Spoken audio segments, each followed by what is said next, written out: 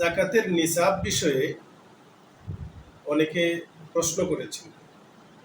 আমরা যে বক্তব্য প্রদান করেছি যে ১,১০,২৫০ টাকা, কেউ বলেছেন কোথায় কোথায় ৯০,০০০, ৮০,০০০ এরকম বলা হয়েছে।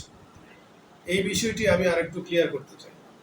সোনা রূপার যে ওজন যেটা আছে, এটা হলো, আমি যেটা ধরছি সেটা হলো ২২ ক্যারেট রূপা, ২১০০ টাকা ভরি। এখন রূপার পুরাটা ক্যারেট, যেটা মানে যেখানে কোনো কি নাই, খাদ নাই, খাদবিহীন রূপা হলো ২৪ ক্যারেট। এখন হিসাব করলে ২৪ ক্যারেটটাই ধরতে হবে, হিসাবের ক্ষেত্রে ২৪ ক্যারেটটাই ধরতে হবে, এখানে কোনো খাদ মিশানো যাবে না। যারা বুঝেন তারা অবশ্যই বুঝতে পারতেছেন যে স্বর্ণরূপা শক্ত করার জন্য, যাতে এটা ভাঙে না, শক্ত করার জন্য অন্যান্য পদার্থ মিশ্রিত করা হয়, সেই পদার্থটা বাদ দিয়ে হিসাব ধরতে হবে। এজন্য আমরা ২২ ক্যারেট ধরছি, এটাও কম। আমাদের উচিত হলো ২৪ ক্যারেট ধরা। যদি ২৪ ক্যারেট ধরি তাহলে এটা হবে ২২৯০ টাকা ভরি। এটা হবে ২২৯০ টাকা, ২,২৯০ টাকা ভরি। তখন নিসাবের মূল্য হবে ১,২০,২২৫ টাকা, ১,২০,২২৫ টাকা।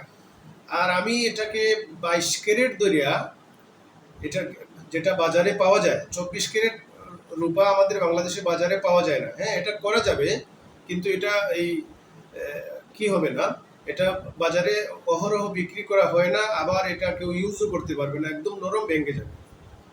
তো এই হিসাবে আমরা ২২ ক্যারেট ধরেছি। কেউ যদি এটাকে প্রশ্ন করেন তাহলে এর নিচের রূপা যেগুলো আছে, ২১ ক্যারেট, ১৮ ক্যারেট, সনাতনী, এগুলো দিয়ে এই নেশাব হিসাব করলে হবে না।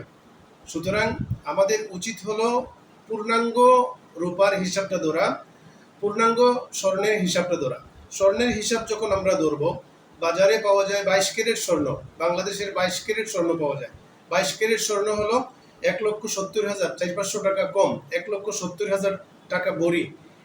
এটা যদি ২৪ ক্যারেট হয়, যেখানে কোনো খাদ নাই, এটা হবে ১,৮৫,০০০ টাকা, ১,৮৫,০০০ টাকা হবে, ১,৮৫,৪৫৫ টাকার মতো হয়। তাহলে এখানে যদি আমরা এই স্বর্ণের একদম পুরোপুরি ৭ ভরি স্বর্ণের হিসাব ধরি, ২২ ক্যারেটে ধরলেও হবে না, ২৪ ক্যারেটটা হিসাব করতে হবে।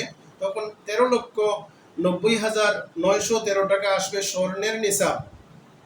সুতরাং এই বিষয়টা যারাই ফতোয়া দিচ্ছেন আপনারা চিন্তা করবেন।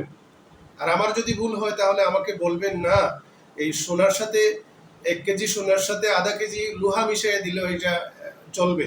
যদি আপনারা মনে করেন এটা করতে পারেন, সেটা আপনাদের ব্যাপার, কিন্তু আমার হিসেবে এটা হয় না। পরিপূর্ণ রূপা থাকতে হবে, এখানে কোনো মিশ্রণ থাকতে পারবে না। সুতরাং আমার আজকে যেটা হিসাব করছি, যে যদি আমরা এটাকে পরিপূর্ণ 100% পিওর হিসাব করি, তাহলে এই কুরবানির দাতার হাতে ১০, ১১, ১২ জিলহজ যদি ১,২০,২২৫ টাকা থাকে, তাহলে সে কুরবানি দেবে। আর আমি গতকালকে যেটা বলছি সেটা হলো বাজারে যেটা পাওয়া যায়, এটার হিসাব অনুযায়ী ২১০০ টাকা ধরিয়া। এখন যারা ৯০,০০০ করছেন, আমি তাদের জন্য আরো ১০,০০০ টাকা বাড়াইয়া দিলাম। আল্লাহ আমাদেরকে তৌফিক দান করুন। ওয়া আখিরু দাওয়ানা আলহামদুলিল্লাহি রাব্বিল আলামিন।